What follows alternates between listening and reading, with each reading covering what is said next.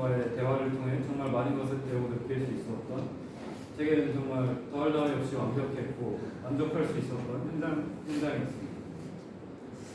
12학년 두 번째 인턴 실습 준비를 시작하면서 저는 평소에 확고한 관심사였던 항공, 철도, 과학, 음악 분야로의 실습을 계획해보며 올해도 작년처럼 꼭 원하는 현장으로 실습을 가야겠다고 마음먹었습니다. 하지만 작년과 달리 올해 인턴 실습 준비는 수월하지 않았습니다. 제가 처음 실습 문의를 넣으려고 계획했던 6군데의 현장으로부터 차례차례 실습이 불가하다는 답변들 받고, 또 친구들이 한 명씩 현장 섭외에 성공해가는 모습을 보면서 저는 점점 마음이 조급해졌고, 그렇게 실습 전 마지막 주를 맡게 되었습니다. 마지막 주는 제가 가장 가고 싶었던 현장인 한국정밀모형에 희망을 갖고 최선의 노력을 다해 준비한 뒤 실습 문의를 드리게 되었는데요. 한국정밀모형과의 첫 통화에서 사장님께서는 다른 현장의 반응과는 전혀 다르게 제게 많은 것을 여쭤보셨고, 저는 무언가 다르다는 느낌을 받았습니다. 그리고 얼마 후 저는 사장님으로부터 한국정밀모형에서 실습이 가능하다는 답변을 받을 수 있었습니다. 그동안 현장 섭외를 위해 힘들게 노력했던 순간을 보상받는 듯한 기분이었고, 올해도 제가 원하는 가고 싶은 현장으로 인턴 실습 출근을 할 수 있었다는 사실에 정말 기뻤습니다. 저는 사전 미팅 전 문자로 사장님과 대화를 주고받을 때부터 사장님께서는 정말 사려 깊으신 분이라는 느낌을 받을 수 있었습니다.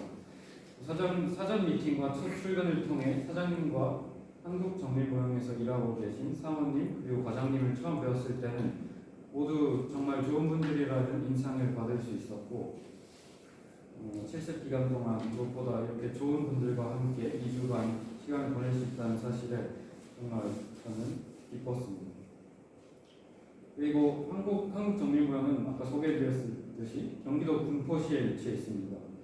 김포로 출퇴근한 작년에 이어 올해도 비교적 먼 왕복 4시간 거리를 출퇴근하게 되었지만 그 시간 동안 실습 일지를 작성하거나 프로젝트를 진행하는 등 시간을 활용하며 올해도 부담 없이 즐겁게 출퇴근을 할 수 있었습니다. 실습 초기에는 멘토이신 사장님과 직접 대화를 나누며 한국정밀모형과 사장님의 모형에 대한 생각 그리고 설계 철학 등에 대해서 알아갈 수 있었습니다. 한국정밀모형은 앞서 소개해드렸듯이 한국철도모형을 제작한 사업체입니다. 실제 열차를 87분의 1 스케일로 축소하여 단순히 철도모형을 예쁘게 만드는 것이 아닌 실제 열차와 똑같이 만드는 것을 목표로 철도모형을 제작하고 있습니다.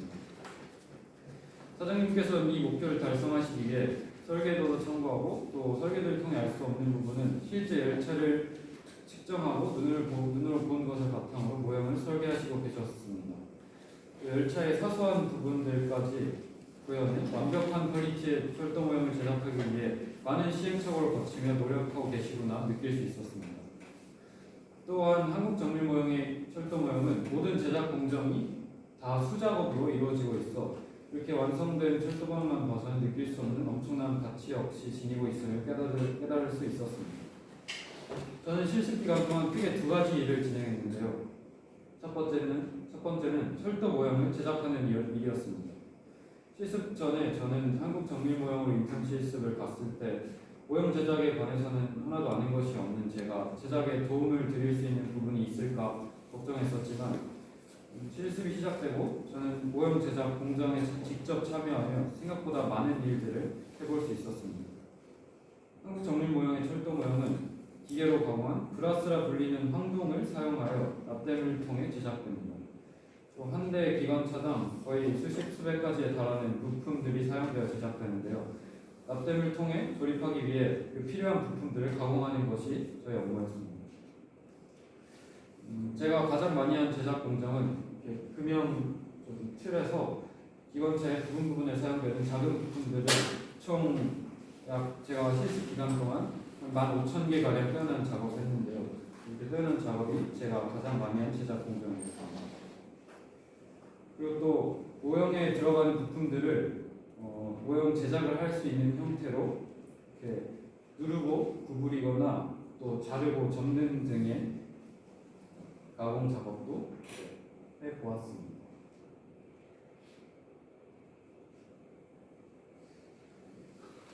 작업들을 했고요. 그 다음 기관차 측면에 난간 부분을 조립하는 일도 해보았는데요. 난간이 정확한 개수의 난간이 서로 조립되어야 하기 때문에 몇 개를 작업했는지 까먹지 않도록 유의하여 작업을 진행해야 했습니다.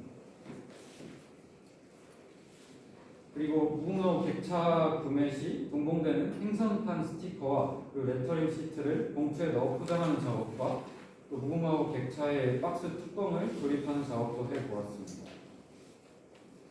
저는 직접 철도모형 제작 과정에 참여해보며 많은 것을 배우고 느낄 수 있었습니다. 처음 작업을 배우고 시작했을 때는 익숙하지 않아 오래 걸리고 실수도 잦았지만 대부분의 모형 제작 과정들은 자르고 끼우고 접는 등 모두 단순 반복 작업들이었던 까닭에 작업을 진행하며 점점 익숙해져가고 동시에 작업 속도도 빨라지고 정확성도 높아졌습니다. 또한 저는 작업을 하며 어떻게 하면 힘을 최소화하는 동시에 빠르고 효율적인 방법으로 작업할 수 있을까 고민하며 여러 방법으로 작업을 진행한 결과 최적의 작업 방법을 찾아 작업할 수 있었습니다.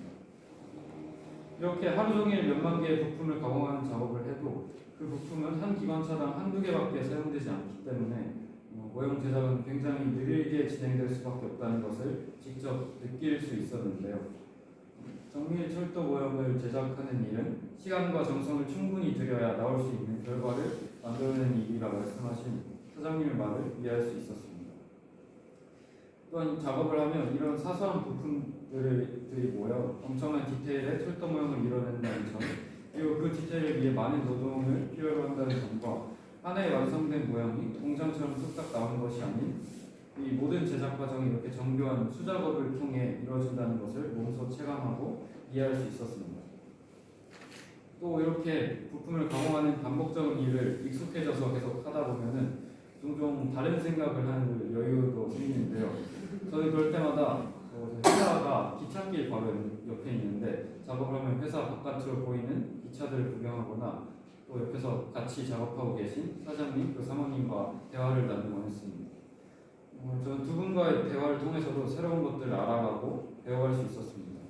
특히 과장님께서는 철도에 굉장히 박식하셔서 철도도프로서 10년 이상을 지내오면 나름 많은 것을 알고 있을 거라 자부하던 저도 과장님께 실습 기간 동안 철도 관련 많은 지식들을 새롭게 얻어갈 수 있었습니다. 이렇게 작업을 하며 새로운 분들과 대화를 하며 생각을 공유하고 서로의 이야기를 들려주는 일도 의미있고 재미있었던 경험이라 생각합니다. 제가 두 번째로 한 일은 제작 작업이 아닌 사장님과의 대화를 통해 배움을 얻으며 또 철도 모형에 대해 탐구해보고 프로젝트를 진행하는 일이었습니다. 저는 실습을 오기 전부터 제가 만약 실습을 한다면 철도 모형에 대해서 깊이 탐구해보고 실제로 주행도 시켜보며 구경할 수 있는 기회가 있을까 하는 기대를 갖고 있었습니다.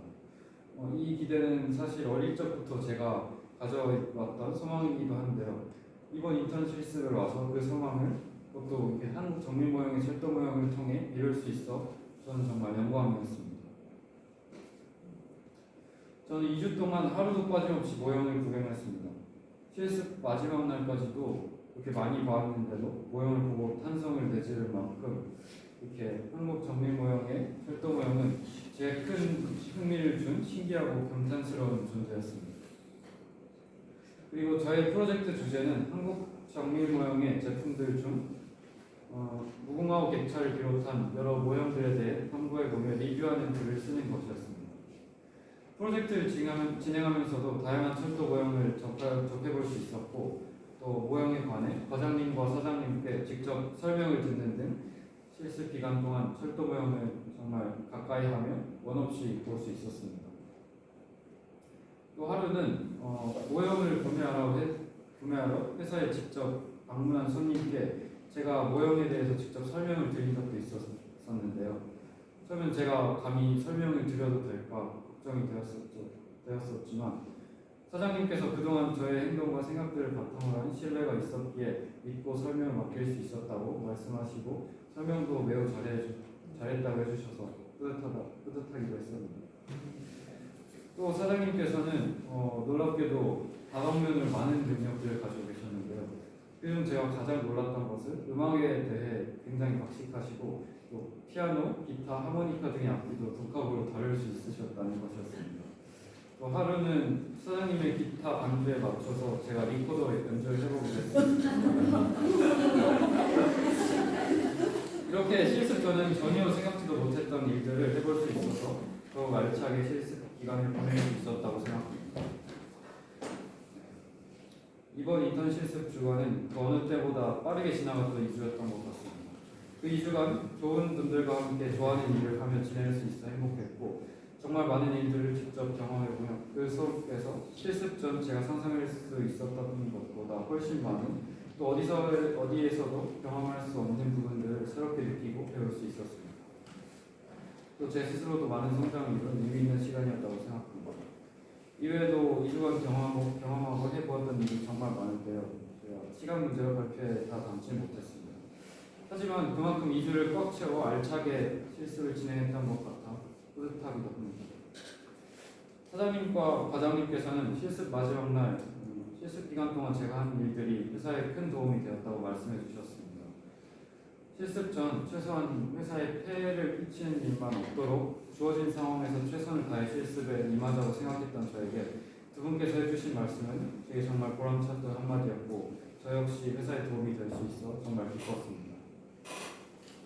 마지막으로 저를 인턴으로 받아주시고 제게 배움의 기회를 주셨던 멘토 이명수 사장님, 또 제게 좋은 말씀도 많이 해주시고 실습 기간 동안 신경 써서 저를 챙겨주시며 또 가족처럼 대해주기도 하셨던 과장님과 사모님, 그리고 실습 진행에 많은 도움을 주신 이우석 선생님, 최찬우 선생님께 감사 인사를 드리며 이상 저희 인턴 실습 발표를 마치도록 하겠습니다.